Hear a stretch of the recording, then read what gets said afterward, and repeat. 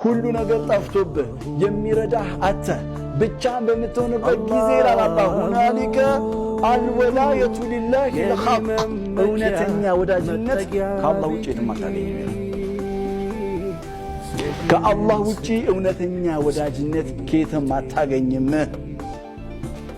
ባለስልጣን ቢሆን ባለሀብት ቢሆን ታዋቂ ሰው ቢሆን የተማረ ቢሆን አላህ መያዝ ሲጀምር ከአላህ ውጭ ላንተ ወልይ ማንም አያስተምር ማንም ሁናሊከ الولاية لله الحق هو خير ثوابا መልካምን ምንዳ በመስጠት እኮ አላህ እጅጉን የበለጠ ነው።